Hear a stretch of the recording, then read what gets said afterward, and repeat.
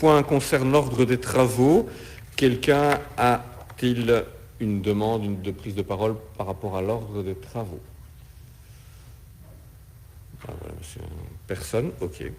Alors, on peut passer aux questions orales. Et nous avons 11 questions orales, donc je ne pense pas que nous allons avoir un très long après-midi. La première question sera posée par monsieur... Alors, il y a... Ah oui, c'est vrai. Juste. Oui, oui. Je n'avais pas pensé à ça. Oui, oui.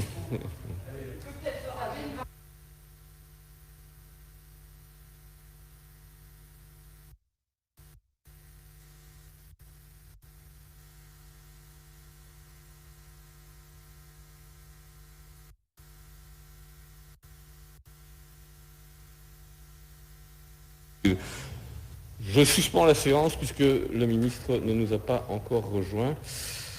J'étais...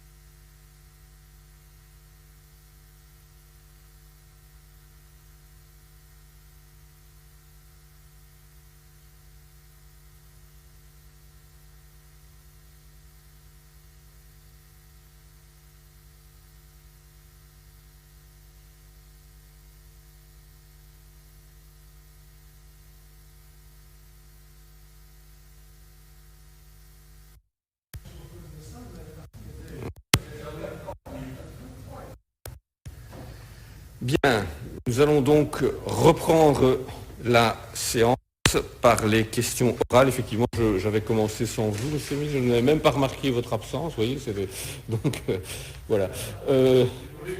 Ah non, non, je ne veux surtout pas. Surtout pas.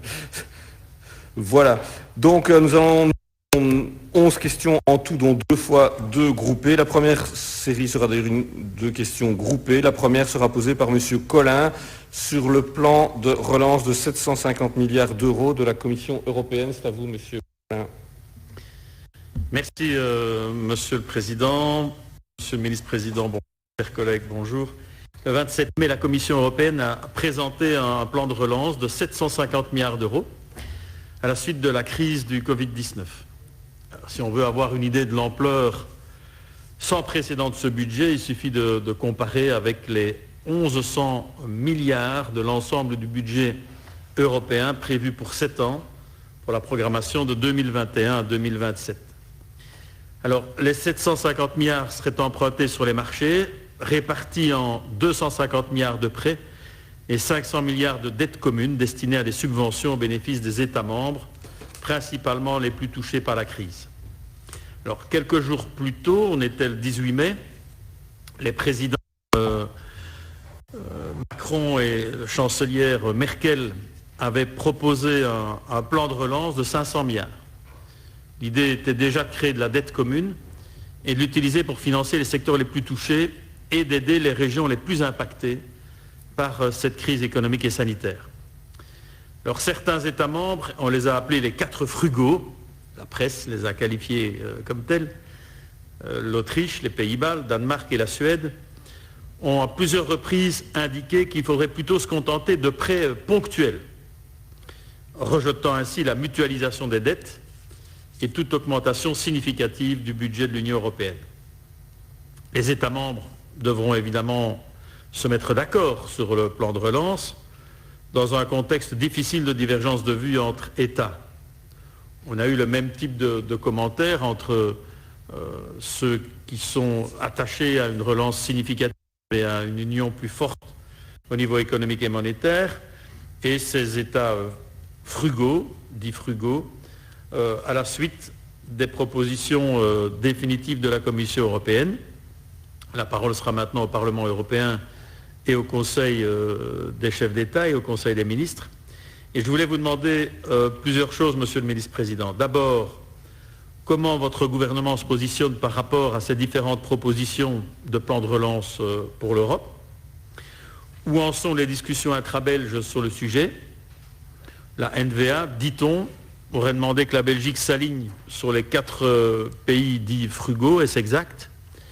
Quelle position défend officiellement le gouvernement flamand ainsi que les autres entités belges? Et une position intra-belge a-t-elle pu être dégagée? Je voulais aussi vous demander si vous aviez eu l'occasion de rencontrer le président du Conseil européen, Charles Michel, pour lui exposer le point de vue de la Wallonie-Bruxelles. Savoir aussi si une analyse a été entreprise afin d'estimer le retour que pourrait obtenir la FOEB d'un tel plan, et singulièrement au niveau de l'éducation, mais aussi au niveau de la culture, et particulièrement aussi du numérique, dont la Commission européenne semble faire un des angles forts de son plan de relance. Et enfin, quelles seront les prochaines étapes et perspectives pour l'adoption du plan de relance de l'Union européenne, ainsi que pour l'adoption du cadre financier pluriannuel pour 2021-2027. J'ai indiqué évidemment les travaux qui devraient arriver dans le cadre du Parlement européen et au niveau des conseils européens. Mais avez-vous une idée plus précise de l'agenda de ces travaux? Merci déjà de vos réponses. Merci. Je vais maintenant passer la parole à Madame Grovenius pour sa question sur le même sujet du plan de relance européen. Merci, Monsieur le Président. Je ne vais pas répéter l'entièreté de ce que mon collègue a dit. Un montant et les questions que nous nous posons, évidemment, c'est comment nous allons pouvoir défendre les intérêts des francophones dans ce cadre et en particulier les intérêts de la Fédération Wallonie-Bruxelles. Alors, ce plan de relance, il a évidemment toute une série d'avantages. Tout d'abord, ce sont quand même des montants qui sont considérables. L'autre avantage principal, selon moi, c'est sans doute qu'on conserve dans ce cadre les priorités qui sont liées au Green Deal et à toutes les questions en lien avec le développement durable, ce qui n'est quand même pas rien. Par contre, il y a encore une série d'éléments qui relèvent plus d'obstacles ou en tout cas d'éléments qui posent question. Notamment le fait que, bien voilà, sur ce plan de relance, à un moment donné, il faudra l'unanimité du Conseil, c'est pas rien non plus, qu'il faudra, que ça va nécessairement prendre du temps. Or, on est dans une situation où finalement, du temps, on n'en a peut-être pas autant qu'on en voudrait, et il faudrait qu'on puisse répondre rapidement à toute une série d'enjeux, en tout cas. Donc ça, c'est un élément important, c'est le timing et le calendrier. Et l'autre élément qui peut peut-être nous inquiéter, c'est le fait que ça va s'inscrire dans le cadre du semestre européen. Et ce semestre européen, on le sait, ça pose quand même question et problème parce que ça reste basé sur des règles budgétaires qui nous ont malheureusement conduit trop souvent vers des formes de politique d'austérité qui pose question ces dernières années. Donc voilà, ça c'est un peu les points positifs et les obstacles qu'on peut déterminer dans ce cadre-là. Mais je vous l'ai dit, Monsieur le Ministre-Président, mes questions aujourd'hui, elles sont simples. C'est comment, dans le cadre des négociations intra-belges, vous allez défendre les intérêts des francophones pour que, dans le cadre de la répartition de ces moyens budgétaires, comment vous allez au mieux identifier nos besoins et nos priorités aussi avec les acteurs de la société civile et avec nos secteurs porteurs, comme mon collègue citait le secteur de la culture, ben voilà, ça en est un bon exemple. Est-ce qu'un groupe de travail va être mis sur pied dans ce cadre, et si oui, avec qui, avec quelle structure, avec quelle personnalité, quels experts? Est-ce que ces discussions intra-belges, elles ont déjà commencé? Et si oui, ben, est-ce que vous pouvez nous en dire plus? Et pouvez-vous également nous communiquer le calendrier qui est fixé pour la suite des travaux, que ce soit tant sur ce volet préparatoire que sur l'aboutissement décisionnel intra-belge et ensuite européen dans ce cadre? Et enfin, comment est-ce que vous pensez que notre pays sera en mesure de répondre aux priorités qui sont fixées par la Commission, notamment en ce qui concerne les enjeux climatiques, alors qu'on sait qu'à ce stade, au niveau intra-belge, on a été fort peu en capacité de pouvoir se mettre d'accord et par exemple de présenter un plan climatique national à l'horizon 2030 qui tienne la route. Donc voilà pour mes questions. D'avance, merci pour vos réponses. Merci Madame Gronvenus. Monsieur le Ministre-Président, vous avez la parole pour la réponse. Merci Monsieur Collin, Madame Gronvenus. Vous posez évidemment une question sur un objet essentiel qui est ce plan de relance de 750 milliards d'euros de la Commission européenne, plan présenté le 27 mai dernier, vaste plan de relance, avec l'ambition d'assurer une relance inclusive et au bénéfice de tous les États membres. La Commission propose de mettre en place un nouvel instrument de relance intégré dans un cadre financier pluriannuel pour 2021-2027 remanié, la négociation des 20-21 février dernier étant considérée comme le point de départ. À première vue, les deux volets principaux des propositions de la Commission, bien qu'intrinsèquement liés, semblent répondre à des objectifs différents. Les adaptations apportées aux instruments du cadre financier pluriannuel se concentrent sur le financement des objectifs et le renforcement de la convergence entre les États membres vers ces objectifs, tandis que le plan de relance vise la restauration du bon fonctionnement du marché intérieur et le soutien aux États membres les plus touchés par la crise du Covid-19, mais sans pour autant introduire des critères sanitaires dans l'évaluation des enveloppes réallouées aux États membres. Alors, première question, M. Collin, mon gouvernement, bien évidemment, accueille positivement les propositions ambitieuses de la Commission. De manière générale, la Belgique a toujours plaidé pour une combinaison de prêts et de subventions qui reflètent un subtil équilibre entre, d'une part, la solidarité et, d'autre part, la responsabilité. Une première réunion DGE s'est tenue ce 29 mai en format restreint et avait pour objectif de recueillir les premières réactions politiques aux propositions de la Commission ainsi que d'identifier les premières questions. De manière générale, les participants ont accueilli positivement les propositions. Certains ont toutefois fait part de leurs inquiétudes sur la manière dont l'impact de la crise est pris en compte dans les propositions de la Commission, de même que sur l'effet net de ces propositions pour la Belgique, alors que notre pays est l'un des plus touchés, on le sait. Du côté de la Fédération Wallonie-Bruxelles, nous avons surtout tenu à attirer l'attention sur le soutien au secteur de l'éducation, de la culture, ça a été dit, et des médias. Les questions autour de l'obligation de transférer une partie des fonds du FEDER et du FSE vers le fonds pour une transition juste et les régions éligibles à celui-ci, qui voit son enveloppe augmenter substantiellement dans le cadre du plan de relance, demeurent toujours d'actualité pour nous également. Mon cabinet, en collaboration avec celui du ministre du Budget, mais également avec ceux des autres ministres, travaille actuellement à établir une méthodologie pour identifier et défendre au mieux nos besoins. Dans les faits, un groupe de travail est donc déjà constitué. Toutefois, si nous connaissons le plan de manière globale, nous attendons, vous le comprendrez, désormais les détails, notamment pour ce qui concerne les critères et la méthodologie pour pouvoir accéder aux différents fonds. Alors, j'ai toujours été un grand partisan de la concertation, c'est pourquoi j'invite les ministres, selon leurs compétences respectives, à collaborer au mieux avec les acteurs de la société civile. Du côté de la Flandre, la question de s'aligner sur les frugaux, sur les 10 frugaux, n'a pas été abordée lors de cette réunion. Concernant le président du Conseil, ce dernier a prévu des rencontres bilatérales avec les chefs d'État et de gouvernement, et vous comprendrez que je ne manquerai pas de relayer nos priorités pour la Fédération Wallonie-Bruxelles auprès de Charles Michel. Nous attendons désormais les détails du plan, notamment pour ce qui concerne les critères et la méthodologie pour pouvoir accéder aux différents fonds.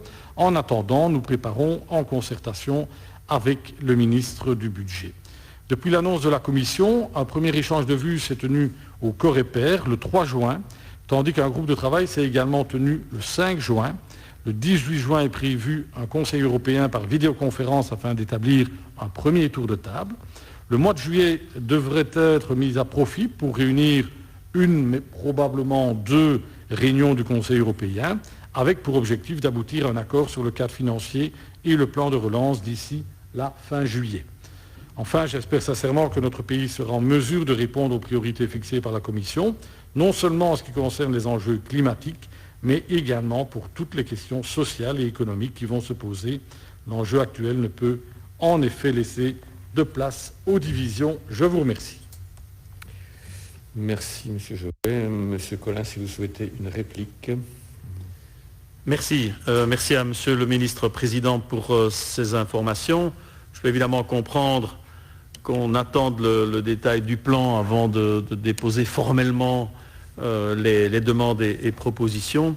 Mais je voudrais vraiment insister sur l'opportunité de ce plan de relance qui est colossal au niveau des moyens, tant au niveau de nos budgets de l'éducation, de la culture et des médias, comme vous l'avez dit. Et je voudrais redire que la Commission européenne semble placer le numérique parmi ses toutes grandes priorités. C'est évidemment une politique qui est essentielle pour les 3 compétences de l'éducation, de la culture et des médias. Et c'est aussi une politique qui est déterminante dans l'objectif d'une Europe plus inclusive et aussi d'une communauté plus inclusive à travers notamment les 3 politiques que nous avons citées. Et je serai bien sûr attentif avec vous et tous nos collègues sur le fait d'optimiser au mieux ces importants moyens européens. Je vous remercie. Merci, Madame Grovenius, pour votre réplique. Merci, Monsieur le Président, et merci, Monsieur le Ministre-Président, pour les demandes de réponse. Je vais me référer ici à l'appel qui ne vous a sans doute pas échappé, des 700 personnalités pour une relance verte post-Covid-19, où clairement, finalement, il est dit qu'il faut sortir un peu de ce débat sur les pays cigales ou les pays fourmis, et que l'important, c'est vraiment de plaider pour un plan de relance massif, de longue durée, qui permet de lutter contre le dérèglement climatique autour d'un projet qui soit fédérateur et d'un projet climat-emploi finalement. Que l'emploi aussi peut être vraiment un acteur important pour cette relance. Et je pense que si on ramène ça aux compétences de la Fédération Wallonie-Bruxelles, le secteur culturel dans ce cadre a vraiment un rôle à jouer. Et donc il faut qu'on soit vraiment tous mobilisés dans ce cadre-là pour pouvoir faire en sorte que ce secteur puisse être soutenu dans les conditions qui seront fixées par la Commission. Et je pense qu'à ce niveau-là, en tout cas j'entends mes collègues du CDH sur ce point, et je pense qu'on pourra être unis par rapport à cette question en tout cas. Merci. Bien, merci. Nous allons maintenant nous tourner vers M. Di Mattia pour une série de questions. La première de ces questions concerne le fonds exceptionnel de l'AUF en faveur des initiatives liées au Covid. C'est à vous, Monsieur Di Mattia. Monsieur le Président, merci. Monsieur le Ministre-Président, dans le cadre du plan d'action Covid-19, l'AUF, donc l'Agence universitaire de la francophonie, a lancé du 10 avril au 5 mai dernier un appel à projet international dont l'objectif et d'accompagner la réponse de la communauté universitaire à la pandémie et de soutenir le développement de solutions pour aider les systèmes de santé et les populations face à cette crise sanitaire inédite.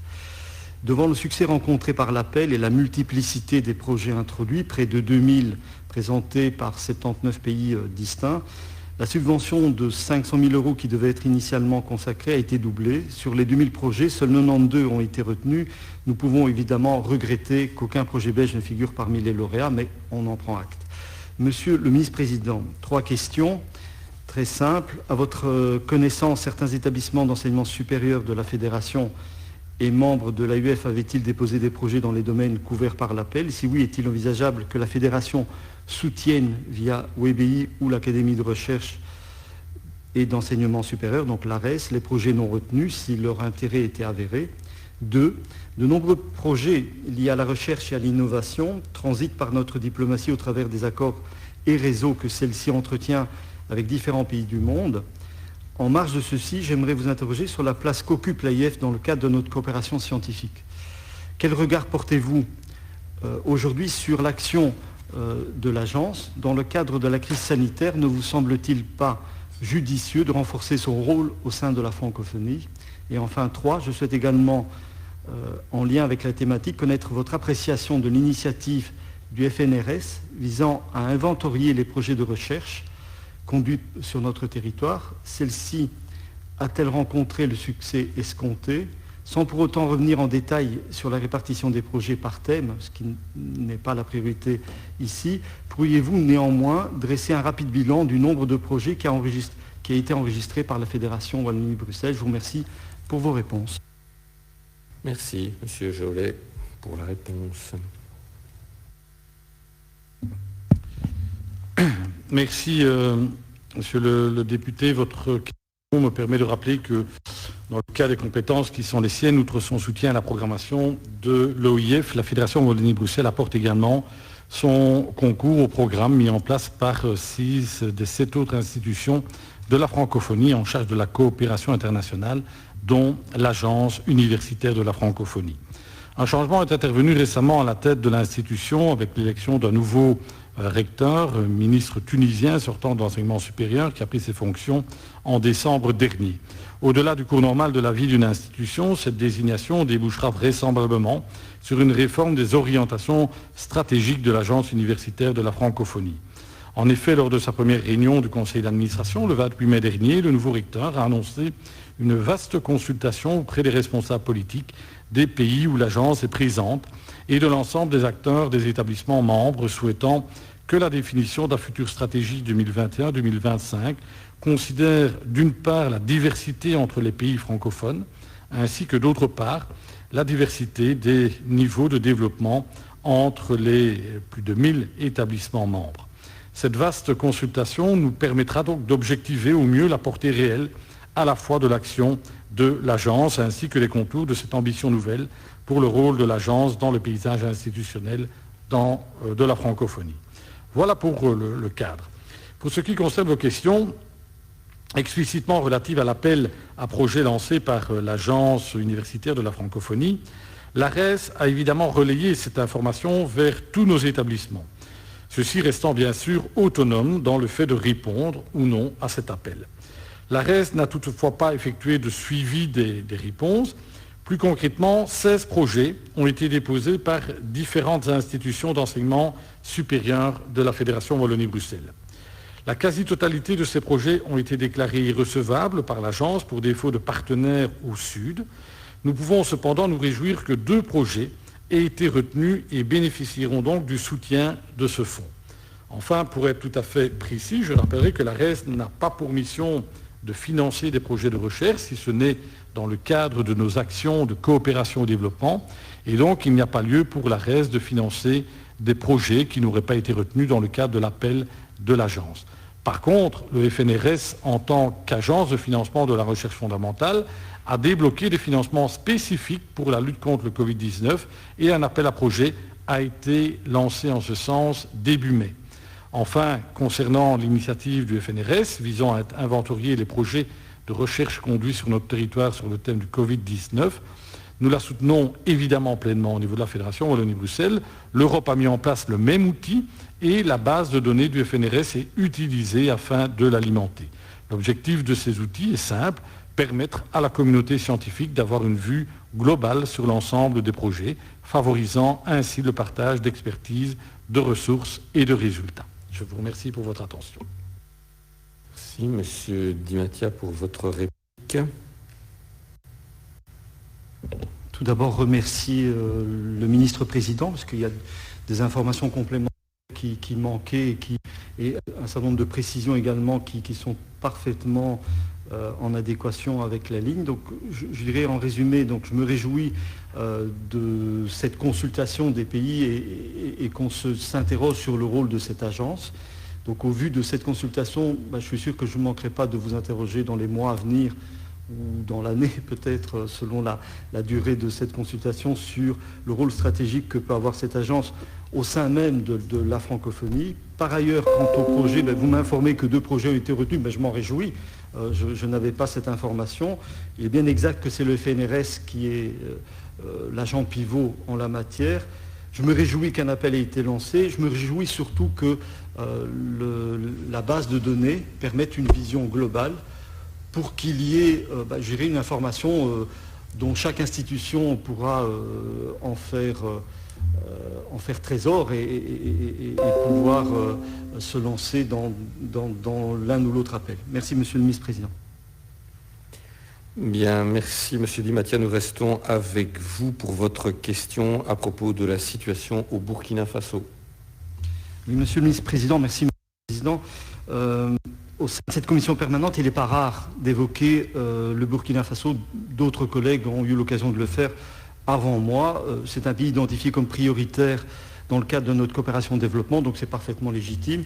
Depuis plusieurs années, le pays est le théâtre d'attaques armées contre villages reculés, surtout dans le nord du pays, et de déplacements de population. Alors, dans un rapport publié la semaine dernière, Human Rights Watch dénonçait la recrudescence des attaques lancées par des groupes armés islamistes contre enseignants, élèves et écoles. Au total, 126 attaques. Et selon les chiffres du ministère de l'Éducation, 222 travailleurs de l'éducation auraient été victimes de ces attaques terroristes. Il n'est pas rare non plus que des écoles soient réquisitionnées à des fins militaires pour être reconverties en base, ce qui expose bien entendu les infrastructures éducatives à des risques. Non seulement les groupes armés islamistes ciblent les enseignants, les élèves, les écoles du Burkina Faso, mais commettent aussi des crimes de guerre. Mais il balaie aussi depuis des années les progrès qui ont été tentés par le gouvernement. En marge de cette problématique, l'écosystème de ce pays d'Afrique subsaharienne, qui est déjà très précaire, s'est encore dégradé suite à la crise du Covid-19. Et les mesures de confinement qui y sont liées ont continué de fragiliser les populations déjà fortement éprouvées. Le secrétariat permanent des organisations non gouvernementales a récemment indiqué que face à l'intensification des impacts sanitaires et socio-économiques de la crise, le travail des ONG et associations locales était vraiment mis à mal, et ce malgré la diminution d'un certain nombre de collectifs sur place. Alors, Monsieur le Ministre-Président, êtes-vous au fait de la situation dépeinte ces dernières semaines par différentes organisations internationales? Les attaques dénoncées et les récents événements ont-ils eu un impact sur les projets de développement dans les secteurs prioritaires qui sont les nôtres? Plus largement et à son échelle, quel rôle la diplomatie de WBI pourrait-elle jouer pour venir en aide à la population burkinabé? En deux, dans le cadre de son programme de travail 2018-2022, et tenant compte des souhaits émis formellement par la partie burkinabé dans le cadre de la mise en œuvre du plan national de développement économique et social et des compétences de la Fédération Wallonie-Bruxelles, les deux gouvernements ont convenu de participer au renforcement des services publics, des capacités de gouvernance et de gestion des institutions publiques. À ce titre, avez-vous déjà plaidé auprès du gouvernement burkinabé pour qu'il enquête sur les attaques et veille à la rescolarisation des enfants affectés? Si oui, celui-ci a-t-il apporté l'aide nécessaire au travers de l'éducation dont j'ai décrit la situation précédemment? Et enfin, troisième et dernière question, afin de proposer une approche qui se veut aussi efficiente que possible, la situation au Burkina Faso a-t-elle récemment fait l'objet d'une concertation avec le ministre des Affaires étrangères? Est-ce que cette problématique de crise burkinabèse fait-elle actuellement l'objet d'une attention particulière au sein de l'Organisation internationale de la francophonie, dont le pays est bien entendu membre? Je vous remercie d'ores et déjà pour vos réponses. Monsieur le ministre, Président. Merci, Monsieur Di Mattia. Le Burkina Faso ne peut pas être réellement vu en dehors de la zone géographique dans laquelle il se trouve, le Sahel. L'ensemble des analystes s'accordent sur le fait que le Sahel est un espace compris entre le désert sahélien et le domaine soudanien. Sa délimitation géographique exacte peut prêter à de nombreux débats. La définition géographique que nous retiendrons ici est celle du G5 Sahel, qui inclut 5 pays, la Mauritanie, le Mali, le Burkina Faso, le Niger et le Tchad, soit 80 millions d'habitants vivant dans cette zone de l'Afrique de l'Ouest, d'une surface totale de 5 millions de kilomètres carrés, équivalente à la superficie de l'Europe de l'Ouest. Il me paraît nécessaire d'envisager le Burkina Faso dans cet ensemble et ses difficultés en relation avec la complexité de la crise sahélienne que j'ai évoquée dans cette enceinte. À cela, nous pouvons ajouter la combinaison de plusieurs problèmes qui vont des problèmes structurels de sécurité alimentaire à l'insécurité ou aux difficultés de déplacement des troupeaux, transhumances ou plus récemment à l'impact du Covid-19, voire à un facteur d'incertitude quant au déplacement éventuel du fléau acridien de l'Afrique de l'Est vers l'Afrique de l'Ouest. La situation qui prévaut au Burkina Faso s'inscrit dans cette complexité. Quant à la situation qui est dépeinte dans les documents que vous citez, nous constatons que la situation au Burkina Faso a connu une forte dégradation au cours de l'année écoulée. De façon générale, notre diplomatie et notre coopération sont restées actives au Burkina. L'impact de la crise sécuritaire sur les projets est à ce stade minimisé. Le programme APF d'appui à l'initiative de la Grande Muraille Verte pour le Sahara et le Sahel, qui intervient au nord du Burkina Faso, a tout de même dû être adapté pour permettre de poursuivre les activités. Le projet a recours à des animateurs de terrain qui eux-mêmes respectent des mesures de sécurité strictes. Tous les secteurs de développement sont affectés par le terrorisme, mais celui de l'éducation est l'un des plus éprouvés. Face à cette situation, le gouvernement burkinabé a adopté une stratégie 2019-2024 dite de sécurisation des élèves dans les zones à défis sécuritaires élevés. Sa mise en œuvre se fait en collaboration étroite avec les forces de défense et de sécurité et devra permettre à terme de sécuriser les infrastructures éducatives, de réhabiliter les infrastructures et le matériel des écoles abandonnées, fermées ou détruites, de mobiliser toutes les communautés dans le dispositif de sécurisation des structures éducatives en vue de prévenir les attaques et ou limiter leur impact en collaboration avec les forces de défense et de sécurité, mais aussi d'améliorer le réseau de communication entre les intervenants dans les zones concernées et de renforcer la résilience des populations déplacées, internes, demandeurs d'asile, retournés, hôtes, réfugiés, camps et hors camps d'ailleurs, restés sur place, affectés mais non déplacés, à risque, zones non encore touchées. Elle prévoit également un allègement des programmes pour que les élèves des régions affectées par la crise sécuritaire ne voient pas leur scolarité compromise. Il a été créé dans ce cadre au ministère de l'Éducation un secrétariat technique de l'éducation en situation d'urgence qui s'occupe spécialement de cette question. Enfin, dans la configuration de notre présence dans cette région, la concertation avec le ministre des Affaires étrangères est évidemment nécessaire. À Ouagadougou, par exemple, notre représentation et celle de la Belgique fédérale sont situées sous le même toit, ce qui fait que nos concertations avec le fédéral sont quasiment quotidiennes. Pour ce qui concerne la francophonie, le Burkina Faso n'a pas encore saisi l'organisation, mais le dialogue politique entre l'OIF et le G5 Sahel est une démarche que nous appuyons et que nous suivons de près. Je vous remercie. Monsieur Di Mattia pour votre réplique. Merci Monsieur le Président. Je remercie le Ministre Président pour ses réponses très exhaustives. Donc évidemment, vous avez parfaitement raison de le souligner. J'aurais dû le faire dans ma question d'ailleurs pour intégrer ce pays dans le cadre de la stratégie G5 Sahel. Simplement, peut-être deux éléments, et je souligne l'intérêt que vous portez, puisque votre réponse est à la mesure, sans doute, de ce qui est en train de se passer là-bas, c'est que c'est le système éducatif qui est prioritairement attaqué. Et peut-être juste un chiffre, c'est que la situation entre le 29 février dernier et le 25 mars de cette année, c'est 7,5% de plus de déplacement de population. Donc on est aujourd'hui, enfin on était le 25 mars dernier, à près de 850 000 personnes déplacées avec une priorité vis-à-vis des enfants, de leur scolarité. Donc voilà, je prends toute la mesure de votre attention et il me semblait, et mon groupe avec moi qu'il était opportun vraiment de soutenir les efforts du gouvernement vis-à-vis du système éducatif, et je vous en remercie d'ores et déjà. Merci. Vous avez de nouveau la parole pour votre question sur le secteur du livre en Afrique.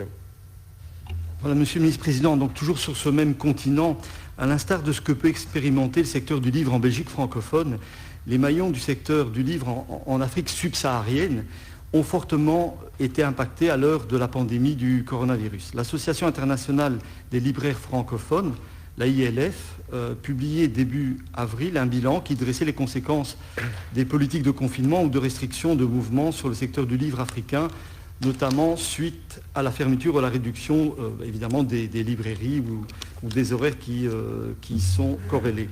Dans ce même rapport, l'association appelait une mobilisation collective de toutes les forces francophiles du monde afin de pallier la baisse d'activité des points de vente de livres pour les éditeurs indépendants du continent, mais aussi la fermeture des établissements d'enseignement qui captent une part non négligeable des investissements dans ce secteur.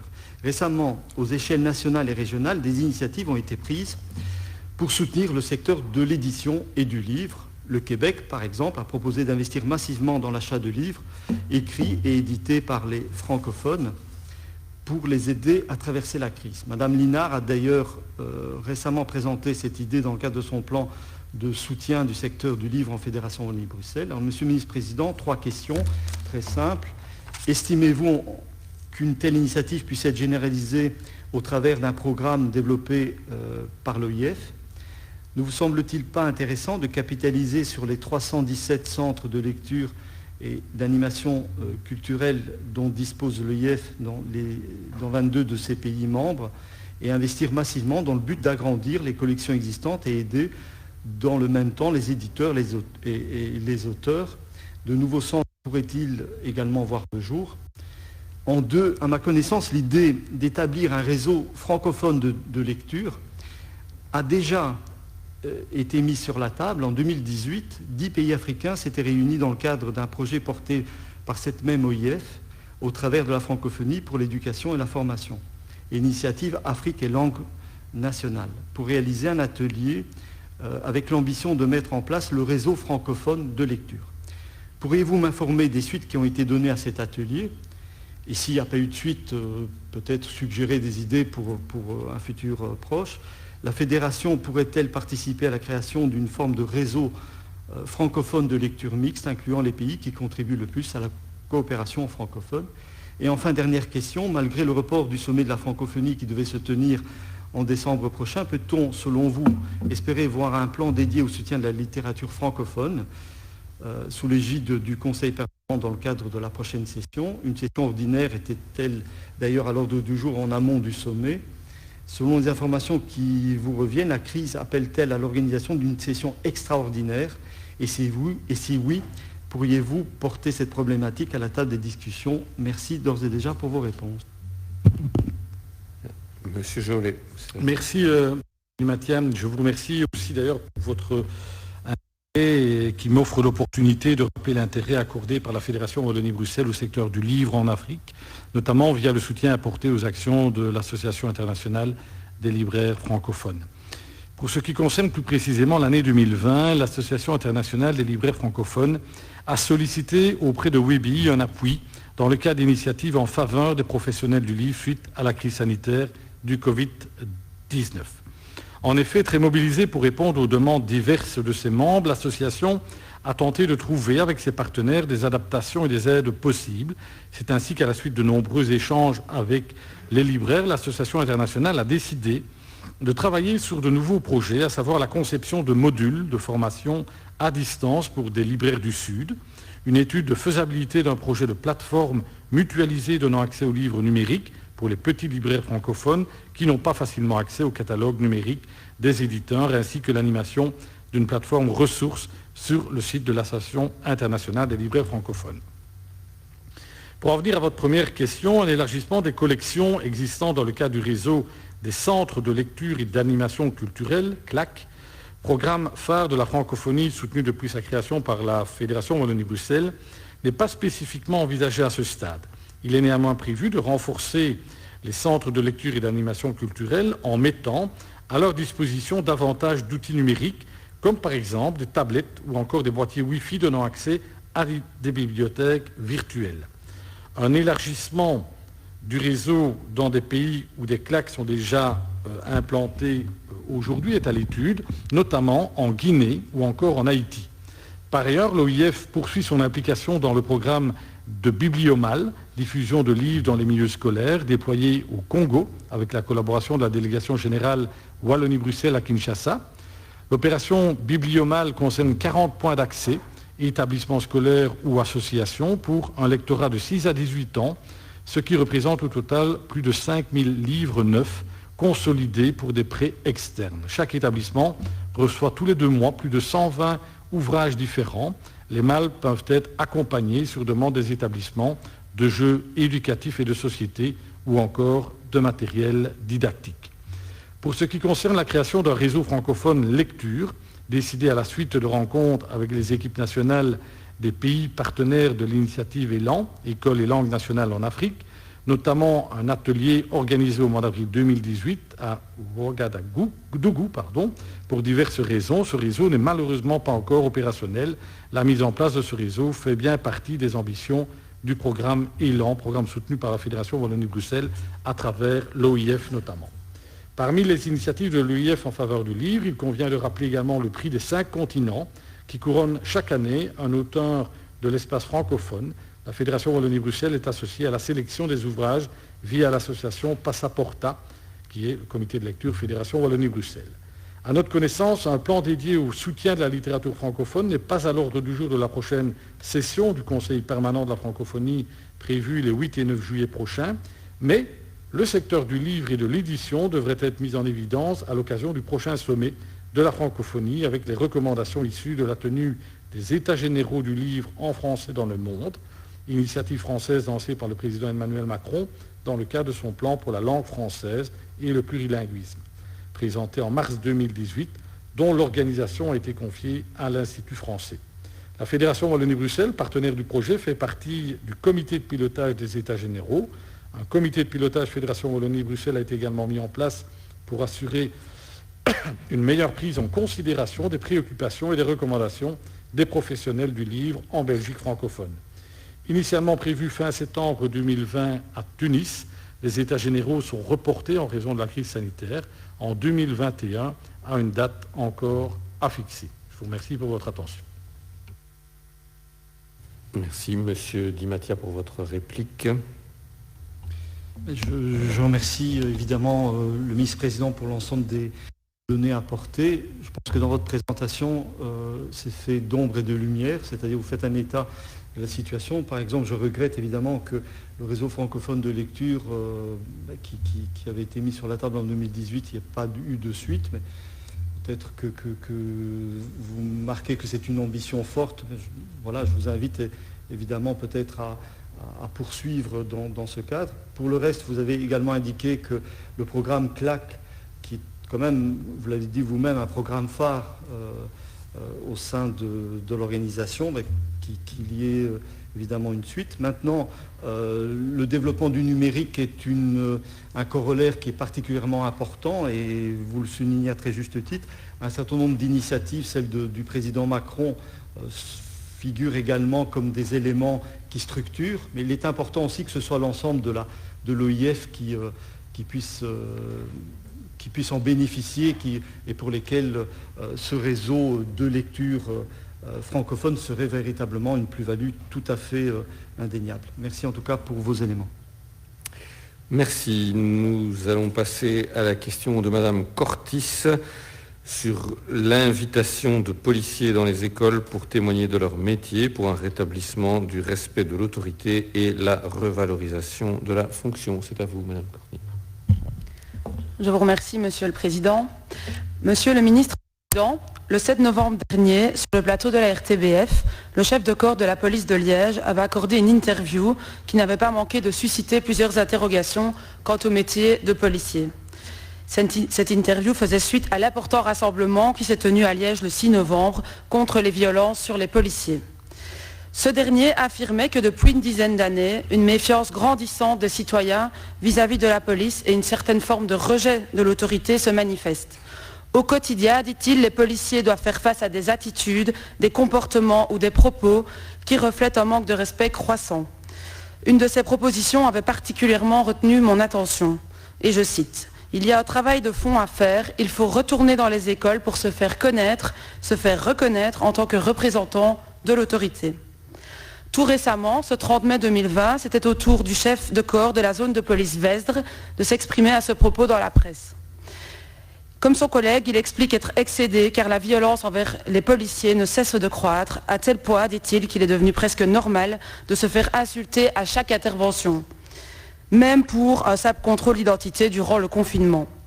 Il ajoute que tous les jours, nos collègues sont victimes d'agressions verbales ou d'agressions tout court, que cela crée un véritable malaise chez les policiers et qu'il s'agit d'une question d'éducation, les gens n'ayant plus la notion de respect du policier. Monsieur le ministre-président, j'estime que l'invitation de policiers dans les écoles pour présenter leurs fonctions et échanger avec les élèves permettrait de tendre vers un rétablissement du respect de l'autorité et la revalorisation de cette profession. Ça pourrait également être l'occasion de sensibiliser les élèves à différentes thématiques comme le civisme, la circulation routière, le cyberharcèlement ou encore l'environnement.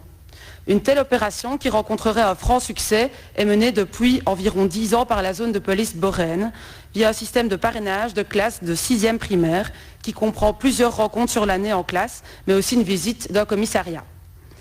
Si certes l'initiative revient aux écoles en vertu de leur liberté pédagogique, je pense que votre gouvernement pourrait encourager cette pratique. Notre société gagnerait en effet à ce que les élèves soient sensibilisés au respect des institutions de l'État, en ce compris la police. Trop souvent, les jeunes sont uniquement confrontés aux services de police lors de répression. Ils en gardent une image négative alors que la mission des policiers s'étend également à la prévention, à la sécurité et au respect de nos libertés individuelles. Les nouveaux faits d'agression physique et verbale vis-à-vis de policiers qui se sont récemment produits, notamment à Anderlecht le 20 mai dernier, et pas plus tard qu'hier à Bruxelles, sont inacceptables et renforcent ma conviction selon laquelle un rétablissement du respect des forces de l'ordre est indispensable et que l'école a un rôle à jouer à cet égard. Monsieur le ministre-président, mes questions sont les suivantes. Pourrais-je avoir votre sentiment sur cette proposition ? Dans le respect de la liberté pédagogique des établissements scolaires, votre gouvernement ne pourrait-il pas encourager de telles visites ? Dans l'affirmative, sous quelle forme les envisageriez-vous ? Et d'une manière plus générale, quel contact entretenez-vous en votre qualité de ministre-président de la Fédération Wallonie-Bruxelles avec les services de police pour toutes les compétences de notre fédération ? Je vous remercie d'avance pour vos réponses. Merci, monsieur le ministre. À vous pour la réponse. Merci, madame la députée. L'autorité de la police est en effet parfois et par certains plus ébranlée que par le passé. Les actualités s'en font régulièrement l'écho. Les événements qui se sont produits à Anderlecht le 20 mai dernier, au cours desquels des policiers dans l'exercice de leurs fonctions ont été violentés verbalement et physiquement, sont bien évidemment inacceptables. Je les ai fermement condamnés. Permettrait de faire aussi une allusion à l'actualité d'hier par rapport à un combat contre le racisme que je partage totalement. Et que ce soit moi en tant que ministre-président ou mon gouvernement, je l'ai déjà dit à cette tribune, c'est la tolérance zéro par rapport au racisme, par rapport à des actes de racisme, et y compris chez les policiers, s'il y en a, je n'ai pas de problème par rapport à cela. Mais vous avez raison aussi d'évoquer que ça suffit un peu systématiquement de mettre les policiers sur la sellette.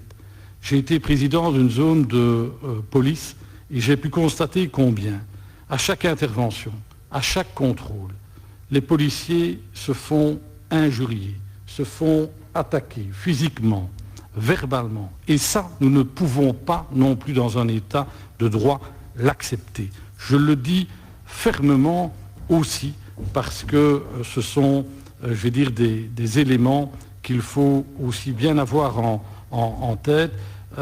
Et je pense qu'il y a beaucoup de mandataires locaux qui sont aussi en contact avec les forces de l'ordre et qui peuvent aussi constater ce type de fait. La contestation de l'autorité n'a pas que la police pour cible. Et la police ne peut pas, à elle seule, rétablir le respect de l'autorité en général. Les politiques doivent aussi prendre leurs responsabilités.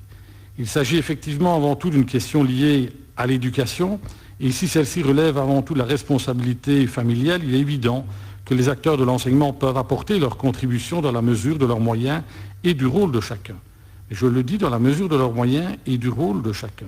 N'oublions pas que l'éducation est avant tout histoire de famille, histoire de parents. Et que le respect, y compris le respect de l'autorité, est une valeur à laquelle je tiens énormément. C'est ainsi que le projet qui consiste à parrainer des écoles par des zones de police tel qu'il est déjà mis en œuvre dans plusieurs zones de police, tant en Wallonie qu'à Bruxelles, est évidemment une initiative tout à fait intéressante. Celle-ci serait en outre complémentaire au projet MEGA, mon engagement pour mon avenir, mis en œuvre dans plusieurs zones de police wallonne et 2 en région de Bruxelles-Capitale. Ce projet permet en effet à des inspecteurs de proximité, formés et diplômés, de dispenser de bons conseils en matière d'assuétude aux enfants de 5e et 6e primaire. Par ailleurs, cette initiative est également de nature à permettre d'atteindre d'autres objectifs, notamment celui de clarifier le rôle de la police, mais aussi de sensibiliser les jeunes à d'autres thématiques comme celles que vous indiquez en matière de civisme, de circulation routière, etc. Elle est aussi de nature à offrir bien évidemment la possibilité de modifier une perception parfois négative de la police par les jeunes. Je n'ai pas la compétence d'adresser des directives aux zones de police, mais je peux encourager ces initiatives en sensibilisant, en collaboration et en accord avec la ministre de l'Éducation, ma collègue, le ministre fédéral de l'Intérieur, afin qu'il appuie cette démarche auprès des zones de police. Et c'est vrai qu'il faut une volonté des écoles, mais aussi une volonté des zones de police, ce qui n'est pas toujours le cas, d'avoir aussi des personnes qui ont cette vocation, quelque sorte d'éducation, de sensibilisation à aller dans les écoles. J'ai pu aller constater une expérience sur place et j'ai vu combien la personne, le policier qui était présent avait toutes ces qualités aussi d'écoute, de dialogue avec les enfants. Ce n'est pas évidemment donné à tout le monde, il faut encore trouver du personnel je vais dire, capable et motivé de le faire. Donc ce n'est pas si simple que cela et ce n'est pas non plus qu'une question de motivation des écoles. Il faut aussi qu'il y ait une sensibilisation au niveau des forces de police. Concernant mes contacts avec les services de police, ceux-ci se déroulent, le cas échéant, par l'intermédiaire du service de police intégré et son officier de référence, le premier commissaire divisionnaire Fernand Kuckelberg, qui est chargé des relations entre les services de police et les gouvernements des entités fédérées, dont celui du gouvernement de la Fédération Wallonie-Bruxelles. Il est également à la disposition du gouvernement pour l'accompagner dans les travaux poursuivis dans le cadre des contributions à la note cadre de sécurité intégrale. En conclusion, je rappellerai que plusieurs matières pour lesquelles la Fédération Wallonie-Bruxelles est compétente ont un impact sur la police ou font l'objet d'un intérêt commun, la prévention du radicalisme violent, l'aide à la jeunesse et la protection de la jeunesse, les maisons de justice, la sécurité dans et aux abords des écoles. Voici quelques exemples. Pour la première fois en 2016, le gouvernement de la Fédération Wallonie-Bruxelles a été associé à la préparation de la note cadre de sécurité intégrale et du plan national de sécurité. Les priorités du précédent gouvernement ont pu y figurer, ont été prises en compte par les partenaires de la chaîne de sécurité dont la police. J'ai bien l'intention avec mon gouvernement d'accentuer ces synergies et d'aider à ce que les initiatives telles que celles que vous évoquez puissent voir davantage le jour dans les années à venir. Je vous remercie. Merci Madame Cortis. Si vous souhaitez une réplique, vous avez la parole. Je vous remercie, Monsieur le Président, pour votre réponse complète. Il est primordial que tous les élèves et plus largement tous les citoyens soient sensibilisés au respect de nos forces de l'ordre. Tendre la main aux policiers en les invitant dans les écoles de la Fédération Wallonie-Bruxelles, comme certains le demandent d'eux-mêmes, pour présenter aux jeunes leur métier, permettrait d'éviter la généralisation que beaucoup trop s'autorisent à faire entre quelques auteurs d'actes illégaux aux conséquences dramatiques et une très large majorité de policiers exemplaires qui exercent leur métier avec professionnalisme et déontologie. Nous avons évidemment tous en tête ces images épouvantables nous provenant des États-Unis, mais il n'y a pas lieu de faire l'amalgame entre la police américaine et la police belge. Nos policiers de terrain doivent pouvoir exercer leurs fonctions sereinement, sans craindre d'être insultés ou agressés à tout va. Il s'agit d'une question d'éducation et j'estime, tout comme vous, que cela concerne non seulement les parents, mais également l'école, L'école a évidemment aussi un rôle à jouer à cet égard pour les parents qui seraient malheureusement défaillants. Je ne manquerai pas de suivre, Monsieur le Ministre-Président, ces diverses initiatives que vous vous engagez à encourager et je vous remercie vivement pour cela. Merci Madame Cortis. Nous allons vers Madame Grovenius qui a une question sur les résultats des élections présidentielles du 20 mai au Burundi. Vous avez la parole. Merci Monsieur le Président, Monsieur le Ministre-Président. Le 20 mai se tenaient les élections présidentielles, législatives et communales au Burundi. Alors avant même l'annonce des résultats définitifs, plusieurs voix s'élevaient déjà pour dénoncer différents faits de fraude et de déni de droit, vote et procuration multiples, non-vérification des urnes avant le début des votes, suspicion de bourrage de certaines urnes, surveillance et intimidation par des milices proches du pouvoir en place dans les bureaux de vote et jusque dans les isoloirs, exclusion d'observateurs de certains lieux de dépouillement. Je vais m'arrêter là, mais la liste est encore bien plus longue. Tout ça pour dresser un peu le tableau. Le moins qu'on puisse dire, c'est qu'il y a un fort climat de suspicion sur la manière dont ces élections se sont tenues et sur les résultats. Alors, dans ce cadre, tant le chef du premier parti de l'opposition, le CNL, Agathon Rwasa, que le président de la conférence des évêques catholiques du Burundi, Monseigneur Taon Derrié, ont tous deux dénoncé les irrégularités qui entourent ces scrutins et d'ailleurs un recours a été déposé devant la Cour constitutionnelle burundaise. Par ailleurs, pour alimenter ou pour exemplifier ce climat de suspicion, bien la crédibilité des résultats, il est aussi remis en cause dans la mesure où il y a eu une première publication de résultats par la CENI, résultats que je qualifierais, je ne sais pas comment les qualifier en fait, peut-être abracadabrant, je ne sais pas, où le candidat qui est proclamé vainqueur des élections remporte dans certains bureaux plus de 100% des voix, c'est quand même quelque chose d'assez exceptionnel. Et donc voilà. Et donc dans ce cadre-là, ce président de la CENI a bien été obligé à un moment donné de retirer ces résultats qui ont été alors qualifiés de draft.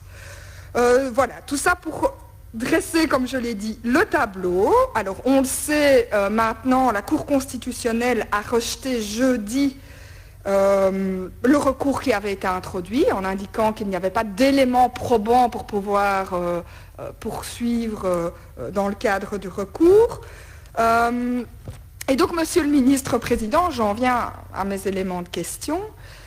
Quelles sont les informations officielles concernant les résultats de ces élections que vous avez en votre possession ?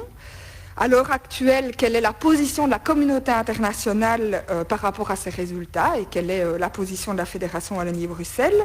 Est-ce que vous avez des retours de la délégation WBI sur place et quel est l'état de la situation et quels sont les risques d'éventuelles dérives encore plus importantes en matière de droits humains et ou de protestations éventuelles de la société civile dans les semaines ou les mois à venir ?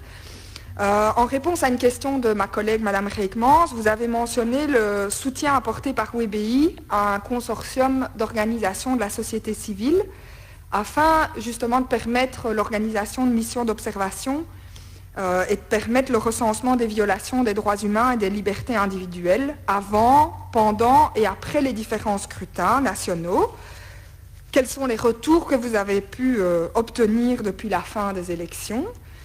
Et enfin, Monsieur le Ministre-Président, au vu des résultats de ces élections, quelle est l'analyse des services de WBI quant à nos relations avec le Burundi ? Est-ce qu'une normalisation de nos relations avec le Burundi est envisagée ? D'avance, merci pour vos éléments de réponse. Monsieur le Ministre-Président, c'est à vous pour... Merci à Madame Grovenius. Vous m'en demandez beaucoup.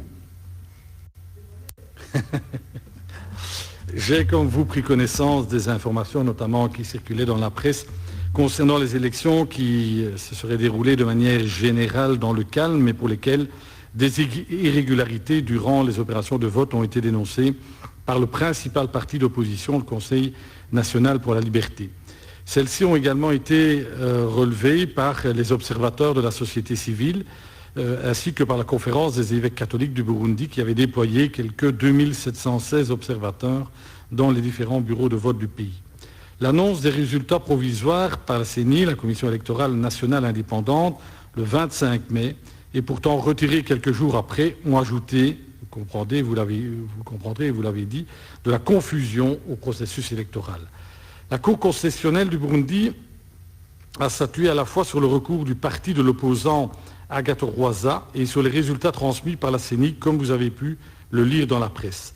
La Cour a rejeté jeudi passé le recours du principal parti d'opposition contre le résultat de l'élection présidentielle du 20 mai dernier.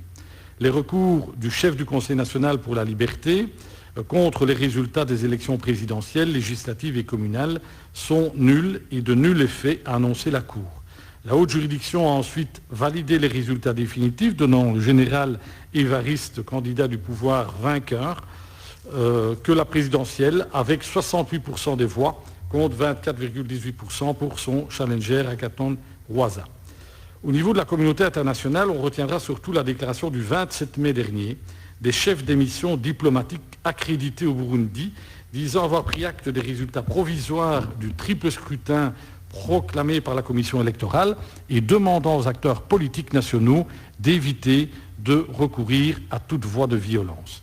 Pour ce qui concerne l'appui apporté par WBI au consortium d'organisation de la société civile dans le cadre de l'observation du processus électoral, je tiens à vous faire savoir que les bulletins diffusés jusqu'à présent ont documenté les irrégularités avant et pendant le scrutin que j'évoquais plus haut.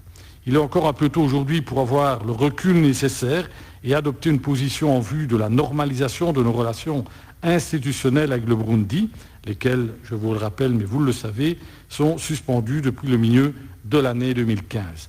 Enfin, actuellement, selon les informations qui me reviennent de nos collègues au Burundi, la situation est actuellement calme, malgré l'annonce de la Cour constitutionnelle. Vous comprendrez aussi que je resterai attentif à l'évolution de la situation, mais situation qui est, vous l'aurez compris et vous l'aviez compris, relativement compliquée. Je vous remercie. Merci, Madame Gourvenus, pour votre réplique. Remercier Monsieur le ministre-président pour ces éléments de réponse.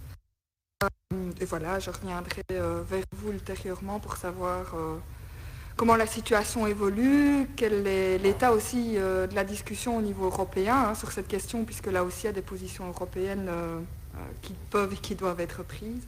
Et donc voilà. Merci en tout cas pour nos échanges d'aujourd'hui. Merci.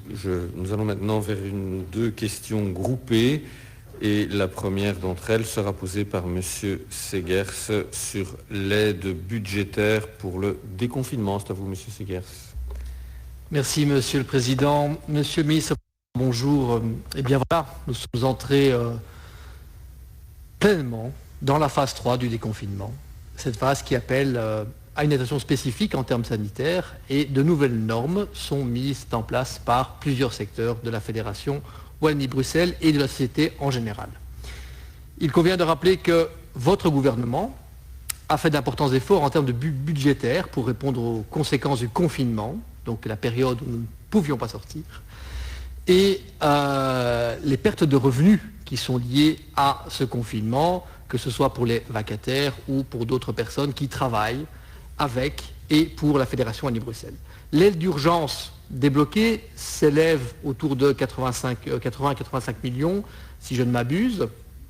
Et avec les annonces successives du Conseil national de sécurité pour le déconfinement, d'importantes mesures sanitaires sont également à prendre en compte pour chaque maillon de la société, puisqu'effectivement, le virus est toujours là et que nous devons être attentifs à ce qu'il ne se repropage pas de manière totalement délirante.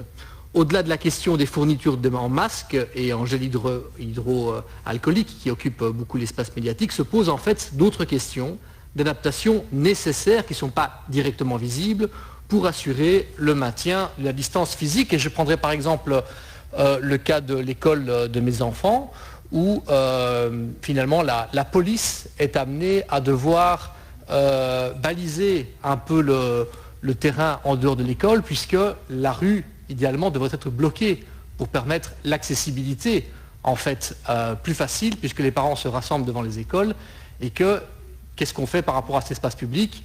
Est-ce qu'à un moment donné, on ne se dirait pas que ce serait intéressant que les autorités policières, par exemple, puissent venir montrer la qualité de leur travail et sensibiliser nos jeunes, non pas en venant expliquer directement dans les leçons ce qu'ils font, mais en montrant sur le terrain justement comment est-ce qu'ils peuvent accompagner les enfants à aller à l'école, comment est-ce qu'ils peuvent s'amuser à montrer qu'en fait ils sont nécessaires dans ce déploiement bienveillant pour permettre à chacun et à chacune de vivre correctement. J'attire votre attention sur ce premier élément qui est que nous avons effectivement des acteurs de l'enseignement, mais aussi d'autres de la culture, du sport, etc., qui doivent mettre en place toute une série de mesures qui appellent finalement soit à d'autres corps d'intervenir, soit à du privé, mais éventuellement effectivement à du matériel, etc. Ainsi, Monsieur le Ministre, je souhaiterais, Ministre-Président, excusez-moi, j'avais adressé la question à M. Dardenne, c'est pour ça que quand je reviens à mon texte, je ne me réduis, ce n'est pas une volonté immédiate, je souhaiterais comprendre votre stratégie, la stratégie que le gouvernement met en pratique en termes d'aide pour les secteurs qui doivent aujourd'hui répondre en fait à de nouveaux frais et à de nouvelles alliances pour assurer la reprise dans le cadre du déconfinement, tout en respectant en fait les conditions sanitaires. Donc plusieurs fonds ont été dégagés pour répondre à ces pertes de recettes, j'en ai parlé, mais des aides doivent aussi pouvoir répondre en fait à ce de nouveaux coûts pour permettre la reprise des activités. Cela vaut aussi bien pour les services publics, l'administration bien sûr, mais ça vaut également pour toutes les organisations reconnues par la Fédération Wallonie-Bruxelles, puisque se pose à ce moment-là la question de la responsabilité et nous avons vu que, par exemple, le fédéral comptait effectivement apporter des réponses pour les secteurs qui sont les plus impactés et qui doivent trouver des réponses, notamment en termes sanitaires. Pour notre groupe, la Fédération Wallonie-Bruxelles doit pouvoir donner un signal fort par rapport à ce déconfinement et une réponse claire aux associations, aux services, à l'administration, j'en ai parlé, et aux partenaires avec qui nous collaborons et d'où nous pensons qu'elles ont une responsabilité dans ce cadre de déconfinement. Effectivement, leur imposer certaines mesures pour des raisons sanitaires est tout à fait logique et louable, mais il faut aussi assurer que l'activité qui se déroule avec cela puisse continuer à exister. Monsieur le ministre-président, pouvez-vous nous préciser si de nouveaux moyens sont inscrits dans ce sens, si une réflexion est menée au sein de votre gouvernement dans ce sens? Comment répondre en fait à ces nouvelles dépenses pour les associations reconnues qui agissent dans le cadre de contrats programmes comme pour les services, les administrations et l'ensemble des secteurs, l'enseignement, la culture, le sport, l'enseignement supérieur, la justice, j'en passe bien sûr sans forcément avoir tout le champ, la Fédération Wallonie-Bruxelles, c'est bien l'ensemble des activités qui reprennent qu'il faut prendre en considération. Et donc en fait se pose finalement une question, c'est qui prendra à charge les coûts et comment seront-ils impactés? Je ne doute pas que vous avez déjà travaillé à cette question-là et que le gouvernement apporte des réponses, mais je serais heureux de pouvoir entendre dans cette commission les éléments de réponse déjà sur la table. Je vous remercie en tout cas pour les éléments que vous pourrez apporter à ma question. Merci. Je vais maintenant céder la parole à M. Luperto pour sa question à propos du non-marchand, donc concertation et demande des représentants des travailleurs dans le cadre de la sortie de crise Covid-19. C'est à vous.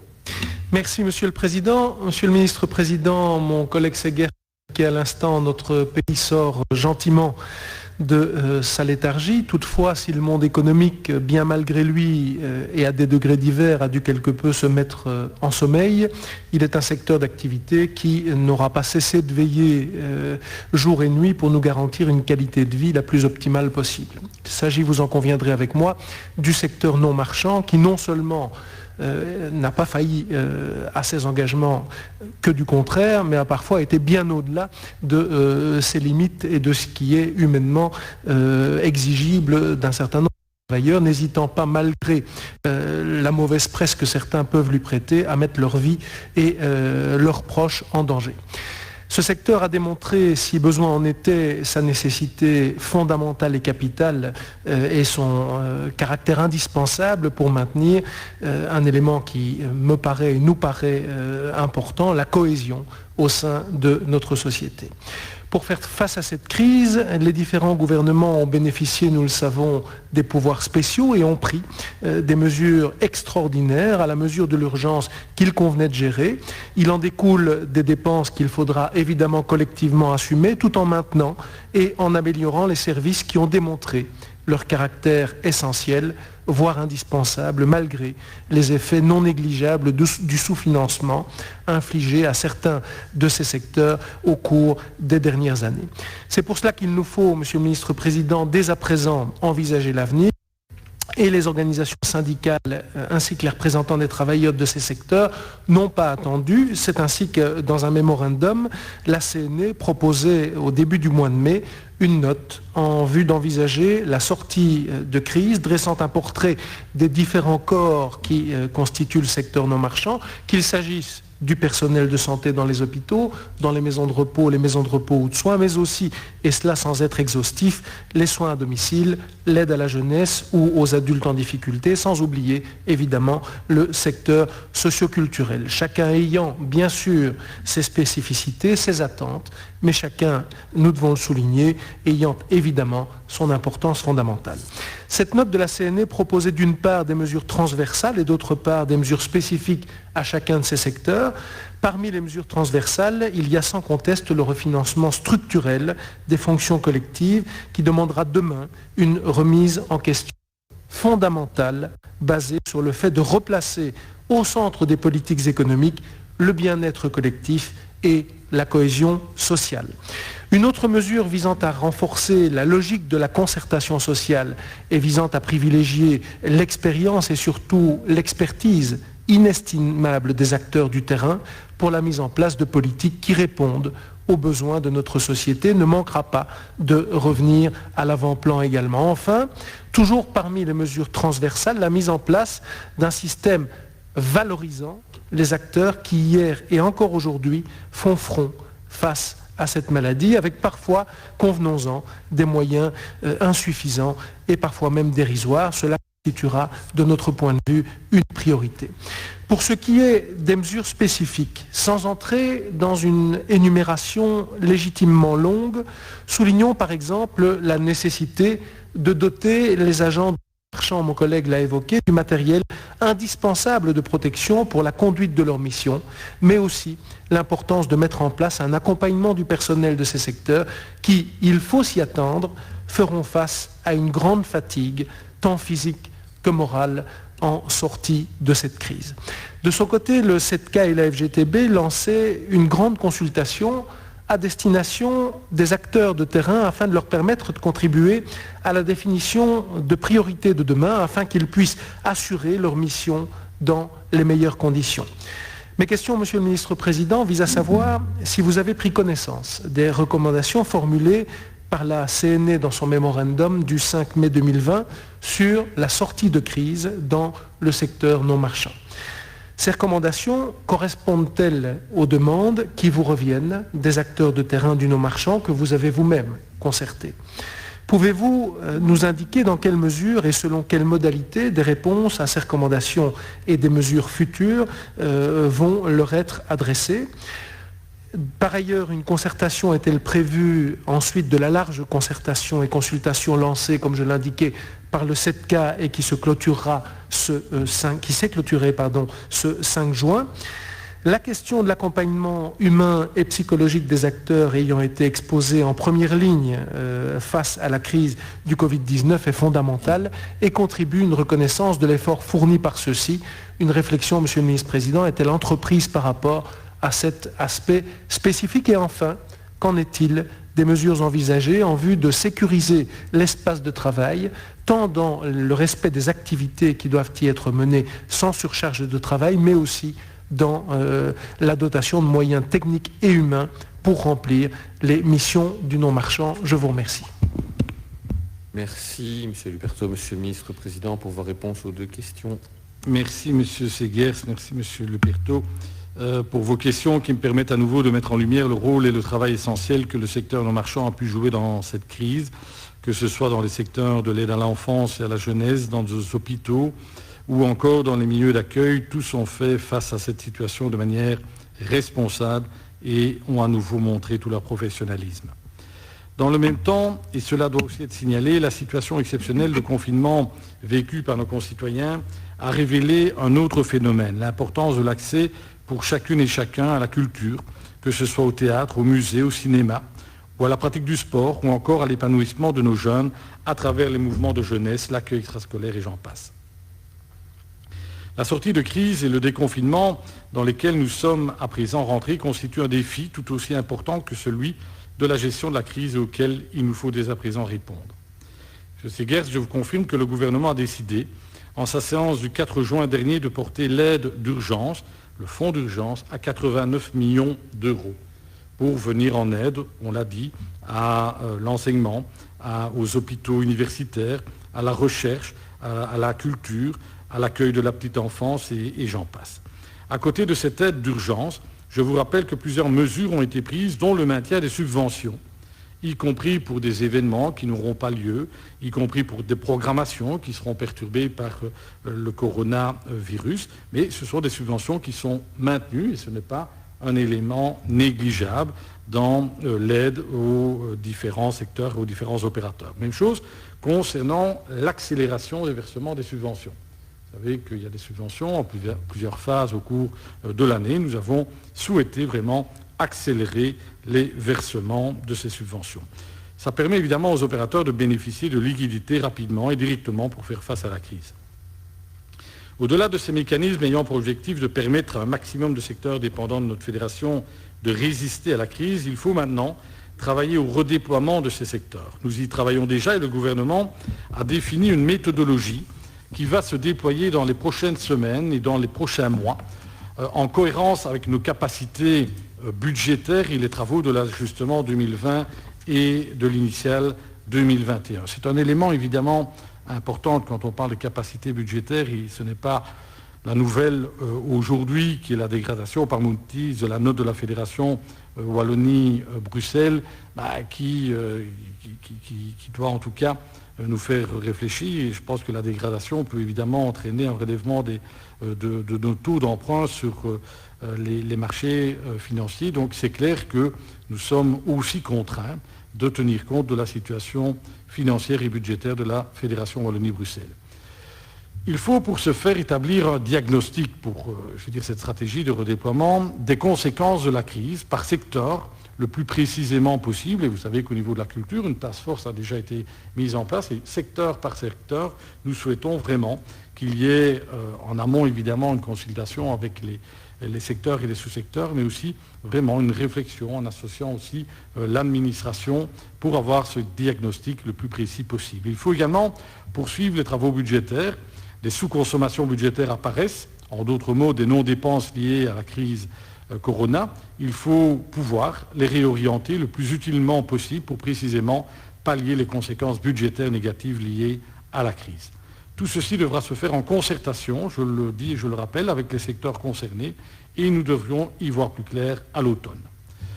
Monsieur Luperto, parallèlement à ces travaux, j'ai pris connaissance de la consultation lancée par la CEDCA sur la gestion de la crise et le déconfinement, ainsi que des recommandations formulées par la CNE dans son mémorandum. Celle-ci se décline secteur par secteur et tous ne relèvent pas, vous le savez, d'une compétence communautaire, mais je pense qu'il faut évidemment y prêter attention à tous les niveaux de pouvoir. Je suis particulièrement attentif aux mesures transversales qui sont proposées, telles que la question de la protection des personnes, qu'il s'agisse des travailleurs ou des bénéficiaires, de la concertation sociale aussi et du nécessaire décloisonnement des secteurs. À ce sujet, je note des propositions intéressantes, comme par exemple celle relative à l'intervention du monde culturel et socioculturel dans des institutions tierces ou dans l'enseignement. Par ailleurs, je vous rappelle que certaines de ces revendications ont d'ores et déjà trouvé écho auprès du gouvernement, dont notamment celle ayant trait à la protection des personnes via l'achat et la fourniture de masques pour les services et organismes de la Fédération Wallonie-Bruxelles, dans les secteurs de l'enfance, de l'aide à la jeunesse, ou encore de la jeunesse, mais aussi de l'enseignement, puisque nous avons fourni aux étudiants, aux élèves et aux enseignants les masques nécessaires. Dans le cadre du déconfinement, les dernières décisions du Conseil national de sécurité offrent des perspectives à l'ensemble des acteurs, qu'ils soient du monde culturel, des organisations de jeunesse, du sport ou de l'enfance. Je ne m'attarderai pas ici sur les mesures prises secteur par secteur, mais je puis vous affirmer que celles-ci sont concertées avec l'ensemble des acteurs, comme ce fut le cas depuis le début de la crise. Et je pourrais citer le secteur sportif, le secteur des fédérations, des mouvements de jeunesse, puisque dans le mémorandum, il y a la nécessité aussi pour la cohésion sociale, pour l'épanouissement de notre jeunesse, de maintenir des camps pendant l'été. Tout ça, évidemment, a déjà pu obtenir une réponse dans le cadre des dernières décisions du Conseil national de sécurité. Enfin, suite au préavis de grève déposé dans tout le secteur non marchand par le Front commun syndical, je vous informe qu'à mon initiative, une rencontre est organisée ce 11 juin dans un souci de dialogue au sujet des revendications exprimées. Le défi est de taille, mais je peux vous rappeler, messieurs les députés, qu'il s'agit d'une crise sans précédent et que personne n'en sortira indemne, et je dois être honnête avec vous, je l'ai déjà été. Nous n'aurons pas la capacité au niveau de la fédération d'aider les différents secteurs à concurrence de 100% des pertes subies, et c'est la raison pour laquelle la solidarité entre les niveaux de pouvoir, entre les différentes compétences et entre les différents acteurs doit pleinement jouer dans une perspective de redéploiement qui devra être poursuivie dans un esprit de responsabilité, de réforme et sans tabou. Plus que jamais, nous devons considérer les difficultés inattendues que nous venons de traverser comme une opportunité pour nous poser les bonnes questions et adopter les meilleures orientations pour l'avenir en ce qui concerne nos matières en Fédération Wallonie-Bruxelles. Je vous remercie. Merci, Monsieur Segers, si vous voulez une réplique. Merci, Monsieur le Ministre-Président, pour ces réponses. Et vous avez raison de réouvrir le champ en disant que nous avons effectivement donné réponse à toute une série de questions dans les moyens que la Fédération Wallonie-Bruxelles a. Et je pense qu'effectivement, ce que vous rappelez, qui est le maintien des subventions, les fonds d'aide, etc., c'était la réponse à l'urgence et c'est une réponse courageuse que nous appuyons totalement.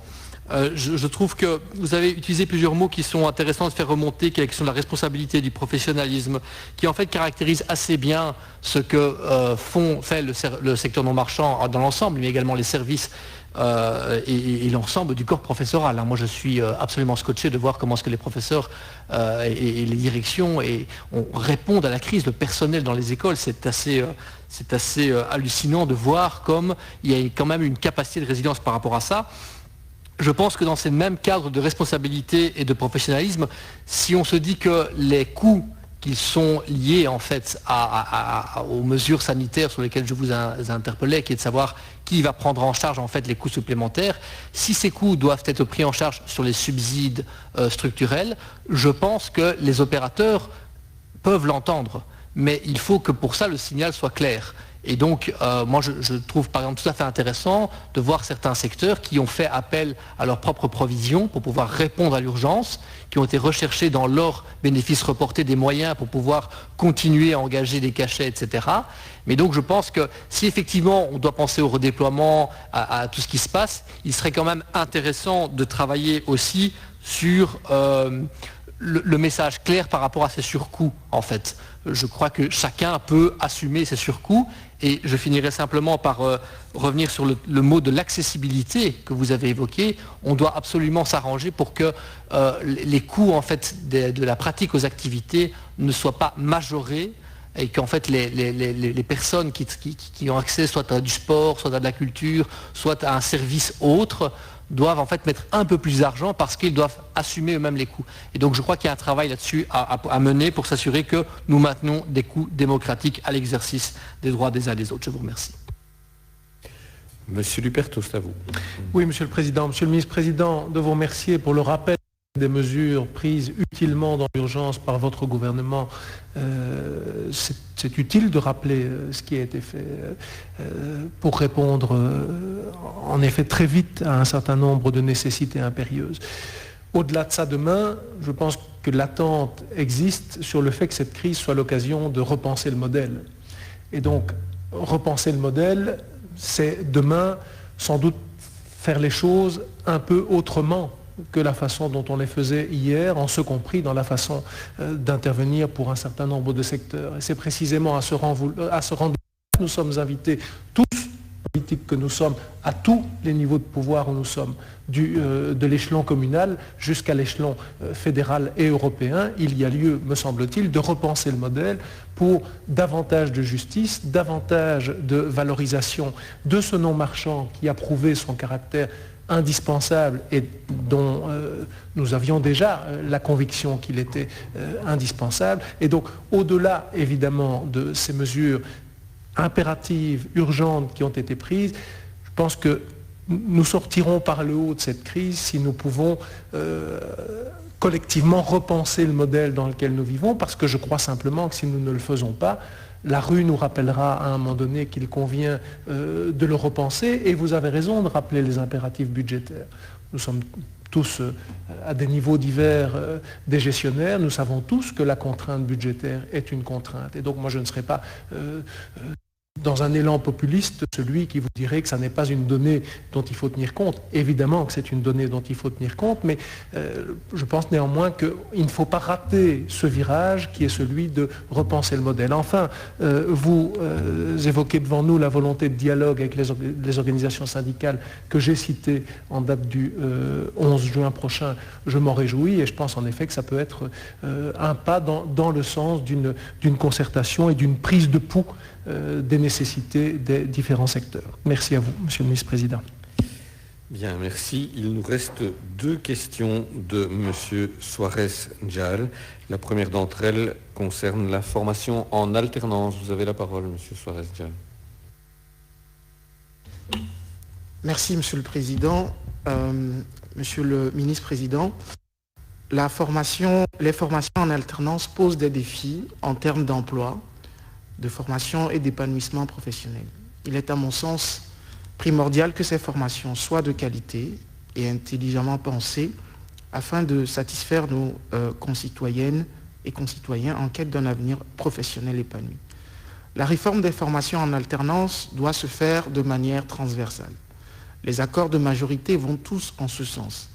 La déclaration de politique communautaire engage le gouvernement à réformer la formation en alternance, je cite, pour en faire un parcours d'excellence en développant un modèle comparable à celui existant en Suisse ou en Allemagne. Le gouvernement bruxellois a quant à lui pour ambition de développer les politiques croisées emploi-formation à l'horizon 2030. La concertation doit être au cœur de cette réforme. Ainsi, j'aimerais vous interroger sur l'état d'avancement de cette réforme. Quel est l'état, à ce jour, des synergies entre la région bruxelloise et la Fédération Wallonie-Bruxelles, entre la région Wallonne et la Fédération Wallonie-Bruxelles? Où en êtes-vous dans l'adoption des accords de coopération entre la région et les commissions communautaires en ce qui concerne les articulations formation-emploi pour renforcer la lisibilité et l'efficacité de la formation professionnelle? Je vous remercie d'avance pour vos réponses, Monsieur le Ministre-Président. Monsieur le Ministre-Président, c'est à vous. Merci, Monsieur le député. D'ores et déjà, vraiment, je vous remercie pour l'intérêt et l'attention que vous accordez à la promotion d'un enseignement et d'une formation de qualité pour nos jeunes. C'est un défi essentiel et majeur. La cohérence entre la formation et la société est un enjeu prioritaire que le gouvernement de la Fédération Wallonie-Bruxelles défend vigoureusement. De manière générale, toutes les instances affirment qu'une meilleure articulation entre les politiques d'enseignement, de formation et d'emploi est nécessaire, surtout concernant les secteurs à haute croissance et à haute valeur sociétale, en liant particulièrement avec l'évolution des technologies, la transformation numérique et les enjeux climatiques auxquels notre société sera bientôt confrontée. Dès lors, afin de mener à bien cette réforme incontournable dans les déclarations de politique communautaire, une collaboration étroite doit être établie entre l'enseignement lié à la Fédération Wallonie-Bruxelles et la formation professionnelle liée quant à elle aux régions. Ainsi, de nombreux contacts ont déjà été noués. Concrètement, une réunion a déjà été organisée avec la région Wallonne pour lancer les travaux que vous évoquez. Malheureusement, la réunion similaire qui avait été fixée avec la région de Bruxelles-Capitale et la Commission communautaire francophone a quant à elle dû être annulée plusieurs fois au regard de la crise sanitaire que traverse actuellement notre pays, mais elle fera l'objet d'une nouvelle fixation prochainement. Pour vous dire, c'était notamment la dernière prévue le 3 juin dernier, jour du Conseil national de sécurité. Et donc, étant donné que les ministres-présidents étaient au Conseil national de sécurité, nous n'avons pu tenir cette réunion. Parallèlement à ces contacts officiels entre les gouvernements, une task force a été mise en place au sein de l'OFA afin d'aborder les questions liées à l'enseignement et à la formation en alternance dans le but d'adopter une position cohérente et unanime sur les problématiques auxquelles ont dû faire face les acteurs de terrain, dont notamment celle des stages en entreprise. Pour conclure, je vous confirme que la volonté de mon gouvernement est d'aboutir à une réforme ambitieuse du paysage que nous connaissons aujourd'hui de l'enseignement et de la formation, avec pour objectif une meilleure articulation entre les secteurs, l'encouragement des synergies, la mutualisation des ressources et la rationalisation des moyens, ainsi qu'une meilleure reconnaissance des titres et certifications délivrées par chacun. Il est évident qu'il reste énormément de travail pour répondre de manière adéquate et exhaustive à ce chantier complexe, mais je compte aujourd'hui sur la mobilisation de chacun pour y parvenir, au-delà des clivages politiques et des difficultés institutionnelles. Je vous remercie. Merci. Monsieur Suarez-Njal pour une réplique, si vous le souhaitez. Merci, Monsieur le Président. Je pense que vous avez prononcé des mots auxquels je suis sensible dans ce dossier. La mutualisation, les synergies, aller au-delà des clivages politiques. Je pense que notre enseignement et nos jeunes ont besoin de cela, puisque nous ne devons pas nous permettre des polémiques qui puissent avoir un impact, surtout pour des jeunes qui ont des difficultés, qui puissent avoir un impact sur leur avenir. Je pense qu'il est essentiel que nous puissions appliquer ces principes-là lorsque nous réfléchissons à la manière d'être les plus efficaces là-dessus. Je note avec satisfaction également que voilà, des réunions ont eu lieu, des initiatives sont déployées et j'espère que nous allons continuer dans le même sens parce que les acteurs de terrain attendent ces réformes avec vraiment une grande attente et nous vous soutiendrons dans les initiatives que vous prendrez afin que nous puissions atteindre ces objectifs. Je vous remercie pour vos réponses. Bien, vous gardez la parole, Monsieur Suarez-Njal, pour votre question sur la mise à disposition d'ordinateurs aux élèves précarisés et scolarisés dans des écoles à indice socio-économique élevé.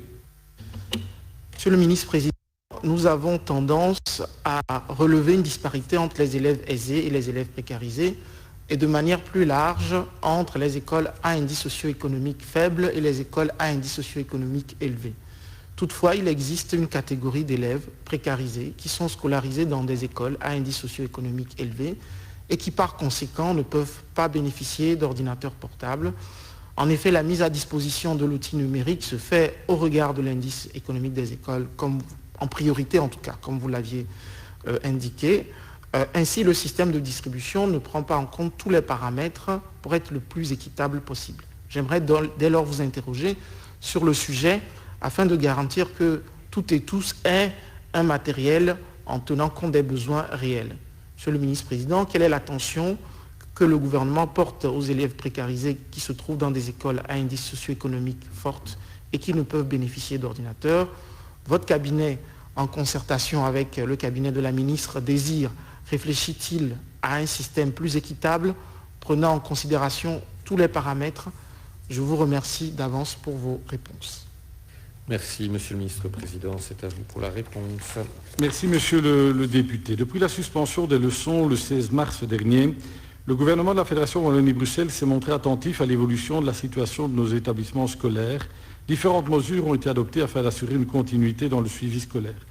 Nous nous sommes réjouis de constater que de nombreuses directions, épaulées et suivies par leurs équipes éducatives, se sont montrées proactives dans l'utilisation de plateformes et d'outils numériques dans le but non seulement de garder le contact avec leurs élèves, mais également pour diffuser du contenu pédagogique à destination de leur classe. Malheureusement, tous les élèves inscrits au sein de nos établissements ne disposent pas du matériel nécessaire au bon suivi de ces leçons dispensées par la voie numérique.